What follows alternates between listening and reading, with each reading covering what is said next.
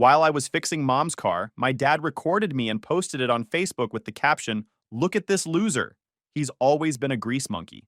My siblings laughed, so I got angry and left. Next day, my sister texted, "Why can't I withdraw money from your account?" Hey Reddit. I wasn't planning to air my family's dysfunction, but my buddy swears it's Reddit gold. Anyway, grab your popcorn and enjoy the shit show. Name's Owen, 28 male. I was 3 knuckles deep in my mom's transmission fluid when my life imploded. Saturday afternoon, November cold. I'd been under that hood for 2 hours, trying to figure out why her Camry sounded like a dying accordion every time she shifted gears. I'm the family mechanic, also the family IT guy, bank, and apparently the family punching bag. I've been fixing cars since I was 15. By 17, I could rebuild an engine. By 20, I was doing side work for neighbors and pocketing decent cash. Now I'm 28, working as a network security analyst making solid money, but I still spend my Saturdays fixing family cars because God forbid they pay an actual mechanic. My sister's Honda needed new brake pads last month. My brother's truck needed a new alternator in September. And today, mom's transmission was slipping. I grew up in a house where nothing was ever enough. My dad worked construction until his back gave out when I was 19. Since then, he's been on disability, sitting with soda cans on the couch and offering unsolicited life advice. My mom works part-time at a dental office. She's not the problem. She's just collateral damage. My sister Paige is 25 and has never held a job longer than 4 months. Instagram influencer mindset without the followers. Living at home since dropping out of community college 3 years ago. Claims she's finding herself. Mostly she finds new ways to ask me for money. My brother Shane, 23, is marginally more useful. Works at a distribution warehouse, plays video games until 3 a.m., contributes exactly nothing to household expenses despite living there rent-free. So, there I was, Saturday afternoon, transmission fluid under my nails, trying to diagnose why this car sounded like it was grinding its own gears into dust. I had my toolbox spread out on the driveway, shop towels scattered around, and my old Carhartt jacket getting more stained. My mom came out around 2 p.m. with a sandwich and a Coke. "You don't have to do this, sweetheart. We can take it to a shop. And pay $300 for what I can fix in an afternoon? Nah, I got it." She smiled. "You're a good son." What I didn't see was my dad on the front porch holding up his phone, filming me for 30 seconds while I leaned over the engine bay. Around 4 p.m. I finished up, topped off the transmission fluid, tightened everything down, took it for a test drive. Shifted smooth as butter. Fixed. I pulled back into the driveway feeling that small satisfaction you get from solving a problem with your hands. I was cleaning my tools when my phone started blowing up. First notification from my buddy Jordan. "Yo, what the heck is this?" 15 notifications. All Facebook. All on the same post. My dad had uploaded that video. The full 30 seconds of me bent over the engine, wiping my hands on a rag. The caption read, "Look at this loser. He's always been a grease monkey. El Mao." I read it twice to make sure I wasn't hallucinating. My own father had publicly called me a loser for fixing my mom's car, for saving them money they didn't have. The comments were already rolling in. My brother. "Can't take him anywhere clean, haha." My sister. "This is why I don't introduce him to my friends." 23 comments in 30 minutes, all of them piling on. I stood there, speechless. Then I realized something. I'd been the family workhorse for over a decade. Fixed their cars, computers, credit scores. Loaned money I never got back. Co-signed for Paige's car that she totaled 6 months later. And they thought I was a joke. My mom came back outside. "Did you fix it?" "Yeah, it's good." I showed her the post. Watched her face fall. "He's just joking around. Doesn't feel like a joke. You know how he is. He doesn't mean anything by it." That's the line I'd heard my whole life. Every excuse designed to make me swallow the disrespect and keep playing my role. I didn't argue. Just packed up my tools, loaded them in my truck, and drove away. My phone rang 4 times before I hit the first red light. Didn't answer. I drove to my apartment across town. Small 1-bedroom I'd been renting for 3 years. I grabbed a soda and sat on my couch staring at that Facebook post. And that's when I made the decision. I was done. If I was a grease monkey, a loser, someone not worth basic respect, then they could figure out their own stuff. I blocked my dad on Facebook. Didn't report the post. Just blocked him and moved on. Let him keep his little moment of superiority. Sunday morning, I made coffee, scrambled some eggs, and pretended my phone wasn't vibrating itself off the kitchen counter. Around 10 a.m., my buddy Jordan called. I picked up because Jordan actually gives a damn. "Dude, you good? Saw that post your pops made. That was foul." "Yeah, I'm straight. Just done with them for a while. Don't think. Do. Cut them off and watch how fast they realize you were the only functional person in that house. He wasn't wrong. I told him I'd catch him later and hung up. Went back to ignoring my phone until it buzzed with a text that made me actually laugh out loud. Paige, why can't I withdraw $2,000 from your account? Not, are you okay? Not, sorry about the post. Just straight to the money. Because of course. 3 years ago, Paige convinced me to open a joint checking account. Over 3 years, she'd pulled out at least $15,000. Concert tickets, designer handbags, restaurant tabs, random online shopping sprees. Every time I checked the account, there was another withdrawal. She said she was borrowing it and would pay me back. Never did. Not once. And every time I brought it up, she'd gaslight me into thinking I was being petty. 2 days before the car incident, I'd closed that account. Moved every penny to a new bank. Didn't tell her. I called her. She answered on the first ring. Why is the account closed? Because it's my account, Paige. Not yours. We had a joint account. Yeah, that you drained like a dang ATM for 3 years straight. I was going to pay you back. When? In my funeral? You've never paid me back for anything. She started yelling. Called me selfish. Called me controlling. Said I was abandoning her over one stupid joke. Said I was being dramatic. Said I was ruining Thanksgiving next week because now there was tension. I let her rant. When she finally stopped for breath, I said, I'm not your bank anymore. Figure it out yourself. And hung up. Wasn't going to sit through the inevitable 15 follow-up texts about what a terrible brother I was. But I wasn't done. I pulled up my banking app and documented every transaction from the past 3 years. Every withdrawal Paige made. Took screenshots of everything. Because something was nagging at me. If Paige felt comfortable stealing 15 grand over 3 years, what else was happening? I pulled my credit report. Worth the $20 for another look. 3 credit cards I didn't open. A personal loan I didn't take out. A car loan for a vehicle I'd never seen. All under my name. All with balances. Total damage? North of $40,000.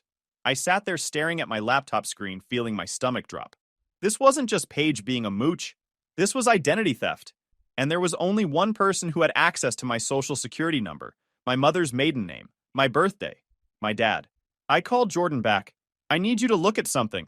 He came over within the hour. I showed him the credit report. He whistled low. Your pops did this? Has to be. This is fraud, man. You could press charges. I know. Jordan spent the next 2 hours walking me through identity theft protection. We froze my credit at all 3 bureaus, set up alerts, changed passwords, enabled 2-factor authentication on everything. By the time he left, I had a game plan. My phone buzzed. Text from my mom. Your father wants to talk to you. I typed back. Tell Dad I want my $40,000 back. Then we'll talk. Hit send. Turned my phone off. Monday, I went to work like nothing happened. Kept my phone off until lunch. When I turned it back on, there were 63 notifications. Ignored all except one. A voicemail from my Uncle Ray. Uncle Ray is my mom's older brother. 20 years in the Army, retired as a master sergeant, now works as a safety inspector. We'd always gotten along but never hung out much. His message was short. Call me when you get this. Need to talk. It's important. I called him during my lunch break. He picked up immediately. You got a minute? Yeah, what's up? Not over the phone. Can you meet me after work? I'm at Bravo's on 5th Street. Bravo's is a restaurant. Not a good sign when family wants to meet you at a restaurant for serious talks. But I said yeah and showed up at 5:30. Uncle Ray was in a corner booth with a cup of coffee. Late 50s, built like he still did PT every morning. Salt and pepper buzz cut. I slid into the booth. He pushed a coffee across the table. Saw your dad's post, he said. Saw you left. Word travels fast. Your mom called me yesterday, crying. Said you accused your dad of stealing from you. Didn't accuse him. I know he did. Got the credit report to prove it. I showed him the screenshots. He looked through them without expression. When he finished, he took a long drink of his coffee. How much? 42,000, give or take. He cursed under his breath. That jerk. Your dad's been pulling stuff like this for years. Just didn't know he was doing it to you. That caught me off guard. What do you mean? Uncle Ray leaned back. Your old man borrowed 6 grand from me in 2019. Said it was for your mom's medical bills. Told me not to tell her because she'd be embarrassed. Never saw a dime back. Later found out there were no medical bills. Insurance covered everything. He pocketed the cash. Are you serious? Dead serious. And I'm not the only one. He hit up your Aunt Nancy for $4,000. Told her you were sick and needed help with hospital costs. Said you were too proud to ask. She sent him the money. Turned out you were fine. Healthy as ever. He made the whole thing up. I felt my jaw clench. He used my name, your reputation, told people you were in trouble to manipulate them into giving him money. And it worked because people trust you. They know you're a good kid who works hard and doesn't ask for anything. So when they heard you needed help, they didn't question it. I sat there processing that. My dad hadn't just stolen from me. He'd used my name to steal from other people, damaged my relationships, made family members think I was some charity case who needed handouts. Why didn't anyone tell me? Because he told them not to. Said you were embarrassed. Said you didn't want anyone to know. Made them promise to keep it quiet. Uncle Ray shook his head. Classic con artist move. Isolate the victim, control the narrative. Your dad missed his calling. He should have been selling swampland in Florida. How much did he take from everyone? From me and Nancy? 10 grand minimum. But there's others. Your cousin's wife, your great aunt, probably more people I don't even know about. If I had to guess, he's pulled this scam for at least 20, maybe 30,000 from the extended family alone. I did the math. 42 from me, 30 from family. $72,000. My dad had orchestrated a one-man fraud operation, and I'd been too blind to see it. What are you going to do? Uncle Ray asked. I don't know yet. Part of me wants to let it go. Just cut them off and move on. And the other part wants to burn it all down. Uncle Ray smiled. Not a happy smile. A knowing one. I was hoping you'd say that. He reached into his jacket and pulled out an envelope. Slid it across the table. Inside was $1,500 in cash. What's this? Your aunt and I have been saving it for the past 6 months. We knew something was wrong. Knew your dad was up to something. Figured you'd need it eventually. Consider it a down payment on getting your life back. I stared at that money. Couldn't remember the last time someone gave me something without expecting anything back. I can't take this. You can, and you will. Use it for a lawyer. Use it for whatever you need. But don't use it to help them. They're done bleeding you dry. I took the envelope. Slipped it in my jacket. Thank you. Don't thank me. Thank yourself for finally waking up. He finished his coffee. Now here's what you're going to do. You're going to file a police report. Dispute every fraudulent account. Get a lawyer and make sure your name gets cleared. And you're not going to feel guilty about it. What if they fight back? Let them. They know what they did. They're just hoping you're too scared or too guilty to do anything about it. Prove them wrong. We finished our drinks. Uncle Ray paid. Before I left, he grabbed my shoulder. One more thing. You need a place to stay for a while. You're welcome at our place. Guest room's empty. No rent. No questions. Just somewhere safe while you figure this out. I got my apartment. I know. But the offer stands. I nodded and walked out. Got in my truck and sat there for a minute. My phone had 14 new texts. Didn't read them. Just drove home, opened my laptop, and started drafting a police report. If they wanted to play dirty, I'd show them what dirty really looked like. Tuesday morning, I took a personal day from work. Drove to the police station at 9 a.m. sharp. Told the desk officer I needed to file an identity theft report. She handed me a clipboard with a form. 20 minutes later, a detective called me back. Detective Chloe Walsh. She listened while I explained everything. The credit cards, the loans, the accounts in my name. She took notes. When I finished, she asked if I had proof. I handed her a flash drive with every screenshot, every credit report, every bank statement. This is extensive, she said. You know who did this? My father. He's the only one with access to all my personal information. And he's been running cons on the family for years. Are you prepared to press charges? This goes criminal. That's your father in court. Potentially prison time. I thought about every car I'd fixed, every loan I'd given, every time I'd been the reliable one. And I thought about that Facebook post. Yeah, I'm sure. She nodded. All right, I'll open a case. We'll start with the credit accounts. This is going to take time. Weeks, maybe months. And your family's not going to be happy. It's all right. I don't want them happy. I filed the report, signed all the paperwork, got a case number, walked out feeling lighter and heavier at the same time. I got to my truck and checked my phone. 29 new texts. I scrolled through without opening. And then one from a number I didn't recognize. This is your father. If you go through with this, you'll regret it. I screenshot that. Sent it to Detective Walsh with a note. He's threatening me now. Got a reply within 5 minutes. Noted. Keep screenshots of everything. I drove to Uncle Ray's house instead of going home. He answered the door holding a sandwich. Filed the report? He asked. Yep. He nodded. Good. Come on in. Nancy made lunch. I spent the afternoon at their place. Aunt Nancy was Uncle Ray's opposite. Soft-spoken, worked as a school librarian, made the best food on the planet. She hugged me when I walked in and didn't ask questions. Just fed me and let me exist. Around 3 p.m., my phone rang. Unknown number. I almost didn't answer, but something told me to pick up. Is this Owen? Yeah, who's this? This is Monica Coleman. I'm an attorney specializing in family fraud and identity theft cases. Your Uncle Ray gave me your info. Said you might need representation. Uncle Ray gave me a thumbs up from across the room. Sneaky guy had planned ahead. I might, I said carefully. I've reviewed the preliminary documents Ray forwarded to me. If half of what's here is accurate, you've got a strong case. I'd like to meet with you.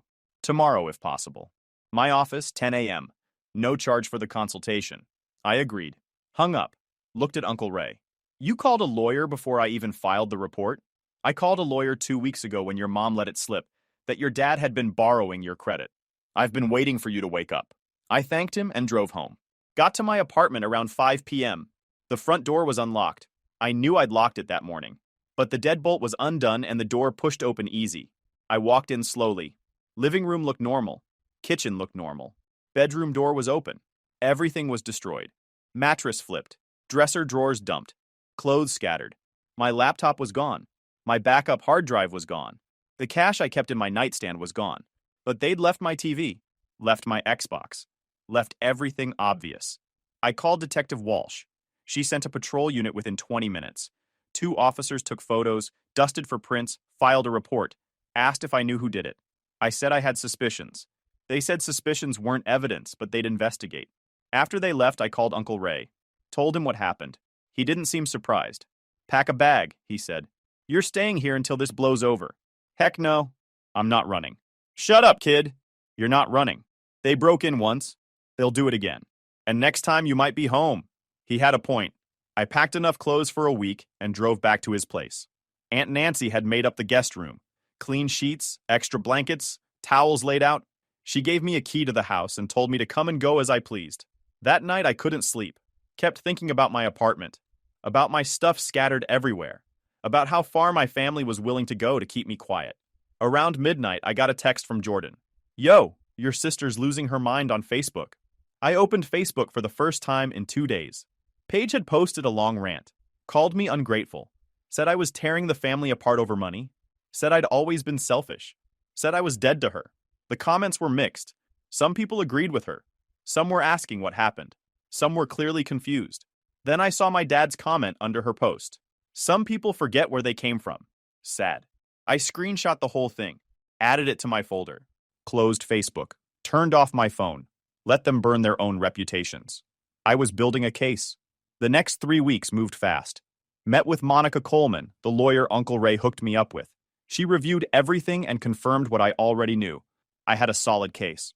She filed disputes with the credit bureaus, contacted the banks that issued the fraudulent accounts, and started the process of getting my name cleared.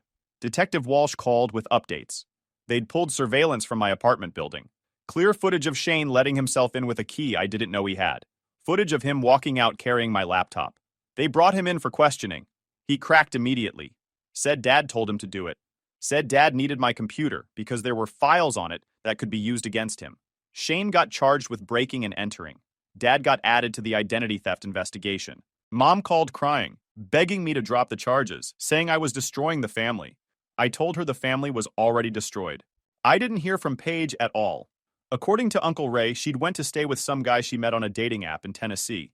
Just packed a bag and bounced. Probably realized she was next on the investigation list and decided to run. Around week 4, the DA's office called. They'd completed their investigation. Found enough evidence to charge my dad with identity theft, fraud, and forgery. They offered him a plea deal. 3 years probation, full restitution, financial counseling, and he'd avoid jail time. If he took it to trial and lost, he was looking at actual prison. His court date was set for December 18th, a week before Christmas. I showed up to that courthouse in a button-down and slacks. Looked like I had my stuff together. Because I did. My credit was being repaired. My lawyer was handling the disputes. My savings, what was left of it, was locked down tight. My dad showed up in a suit that didn't fit right. He'd aged 10 years and 6 weeks. Looked defeated. Good. The hearing lasted 30 minutes. My dad's public defender entered the guilty plea. The judge asked if he understood the terms. He said yes. The judge asked if he wanted to make a statement. He said no. Then the judge ordered restitution of $42,000 to be paid at $500 per month until satisfied. Ordered 3 years probation. Ordered financial counseling. Banned him from opening any accounts or taking any loans without approval from his probation officer. He'd be paying me back for the next 7 years. At his age, with his job prospects, he'd probably still be paying when he died. Poetic justice. After the hearing, I walked out without looking at him. Didn't say a word. Didn't acknowledge his existence. Just left. Outside the courthouse, Uncle Ray was waiting. "You good, kid? How do you feel?" "Honestly? Empty." "That's all right. You are done. You'll be good." I drove back to his place. Nancy had made dinner. We ate quietly. No one asked about the hearing. No one pushed. That night, I got a text from my mom. "I hope you're happy. You ruined your father's life." I didn't respond. The court hearing should have been the end of it. Should have been the moment they realized they'd lost and backed off. But my family never did know when to quit. January started with Dad's first $500 payment hitting my account. Right on schedule. Court ordered, automatic withdrawal, no way for him to weasel out of it. I didn't feel satisfied exactly. More like confirmation that the system actually worked when you had documentation. 2 days later, I got a Facebook message from some random account I didn't recognize. No profile picture made that week. Obvious fake account. The message read, "Hope you're proud of yourself. Your father can't even afford his medication now. All because of you." I screenshot it, sent it to Detective Walsh, and blocked it. She called me an hour later. "Your family's attempting to contact you through fake accounts. We can track the IP if you want to file harassment charges." "How bad does it have to get before I file?" "That's up to you. But document everything. These cases sometimes escalate." She wasn't wrong. Over the next 2 weeks, I got 11 messages from different fake accounts. All the same guilt trip garbage. "Your mother's crying every day. Shane lost his job because of the stress you caused. Paige had to leave town because you ruined her reputation. Blah, blah, blah." I didn't respond to any of them. Just screenshot, document, block, repeat. Saved everything to a folder on my laptop for the lawyer. Then Mom tried a different angle. She showed up at my new apartment in February. I don't know how she got my address. I came home from work and she was sitting in her car in the visitor parking.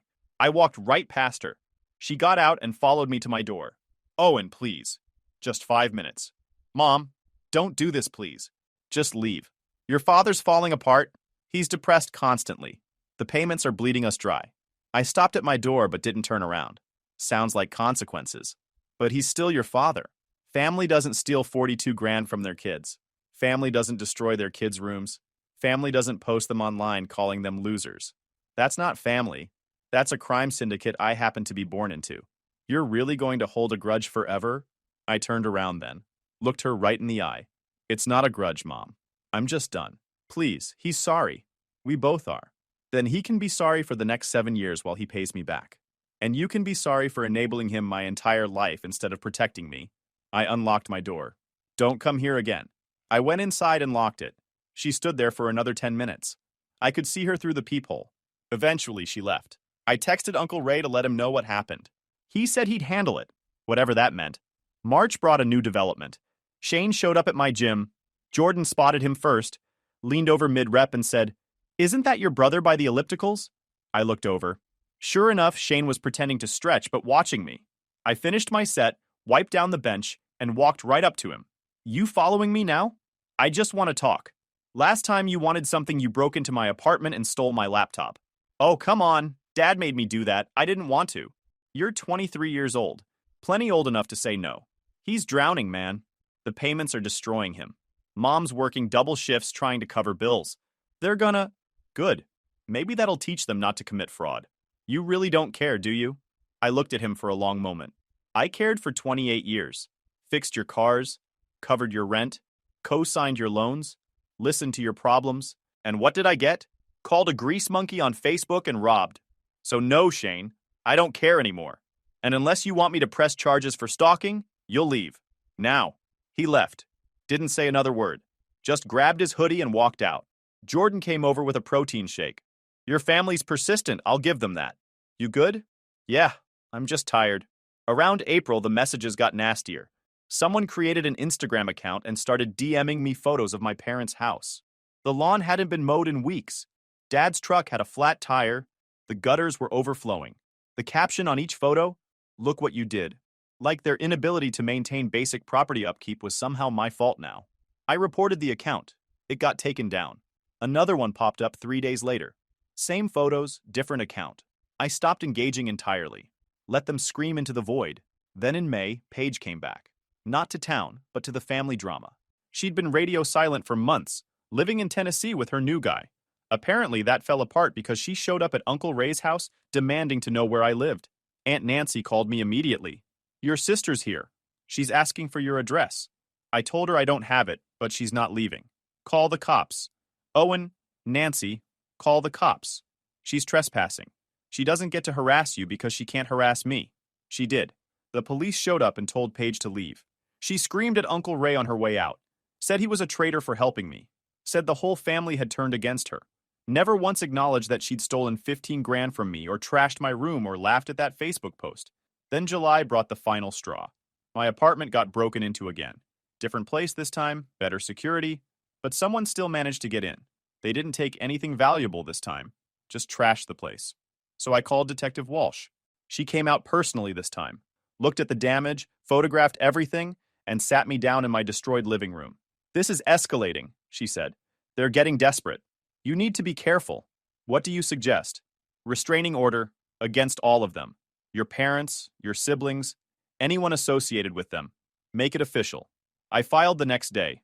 Got temporary orders approved within a week. The permanent hearing was set for August. But we weren't done yet. Not by a long shot. By then, Dad's life had completely unraveled. Uncle Ray kept me updated even though I didn't ask. Dad lost the house. Couldn't make the mortgage payments with $500 a month going to me and Mom working herself into the ground just to cover utilities. Bank foreclosed in late June. They had 60 days to vacate. Mom found a crappy 2-bedroom apartment on the east side. Shane moved in with some friends. Or maybe his girlfriend. I didn't care enough to confirm. Last I heard, he was doing DoorDash to make rent. The warehouse fired him after he missed too many shifts dealing with family stress. His words, not mine. Apparently, having a felon father was bad for job stability. Paige was still in Tennessee, but the engagement fell through. Shocking exactly no one. She'd tried reaching out to Dad for money, and he'd told her he didn't have any. So she stopped calling. Guess blood's not thicker than water when the well runs dry. The restraining order hearing happened in early August. My lawyer presented all the evidence. The fake accounts, the stalking, the break-ins, the threats. The judge granted permanent restraining orders against all of them. 500 feet minimum distance. No contact through third parties. Violation meant immediate arrest. But I still wasn't satisfied. Because Dad was suffering, sure. Broke, homeless, reputation destroyed. But he hadn't actually acknowledged what he'd done. Was probably still telling himself he was the victim in all this. And that just made me angrier. I wanted him to say it. Wanted him to admit he'd messed up. Wanted him to look me in the eye and acknowledge that this wasn't about me being dramatic or cruel or unforgiving. This was about him being a thief and a liar and a terrible father who got exactly what he deserved. The restraining order meant he couldn't come to me, but it didn't stop me from going to him. So in late August, I decided to give him that opportunity. I drove to the crappy apartment where he and Mom were living. Wednesday afternoon, middle of the day. Figured he'd be home since he still couldn't find work. I parked on the street, walked up to the second floor, and knocked. Mom answered. Her face went through about 5 emotions in 2 seconds. "Owen, what are you... Is he here?" She hesitated. "Yes, but... Good. I want to talk to him. Maybe this isn't the best time. It's the perfect time. Get him." She looked like she wanted to argue, but something in my face told her not to. She stepped back and called for Dad. I heard movement inside. Then he appeared in the doorway. He looked like garbage. Lost weight. Hadn't shaved in days. Wearing a stained t-shirt and sweatpants. Eyes bloodshot. He looked beaten down. Small. "You wanted to talk?" His voice had that defensive anger. "Yeah, outside. Unless you want Mom to hear this." He glanced back at her, then stepped out and closed the door. We walked down to the parking lot. Stood between 2 cars where no one could hear us. "You happy now?" he said. "Got what you wanted? Destroyed your family? Made us lose everything?" I laughed. "You destroyed the family, old man. I just stopped pretending it wasn't already gone. I made mistakes. You committed felonies. I was desperate. We were drowning in debt. I didn't have options. You had options. You just didn't want to take them. Easier to steal from your son than to get a real job. Easier to scam your family than to downsize your life. Easier to blame everyone else. You didn't have to press charges. We could have worked it out." "Yeah? How? You going to pay me back 42 grand on disability? You going to apologize and make it disappear? You going to undo the credit damage? The accounts I had to dispute? The time I spent fixing your mess? I stepped closer. You messed around, you found out. That's how this works. I'm your father. You were my father. Now you're just some guy who owes me money. That hit him. I could see it in his face. The realization that he'd lost something he couldn't get back. The son who'd always shown up, always been reliable, always been there. Gone. Permanently. You've changed. You used to be kind. I used to be an idiot. Took me 28 years to figure that out, but I got there eventually. He looked at me with something like desperation. So that's it? We're done? Forever? We've been done since you posted that video. Everything after that was just making it official. I didn't mean... Yes, you did. You thought I'd take it like the good son I was. Thought I'd keep being your ATM and your mechanic and your punching bag. But you forgot something. What?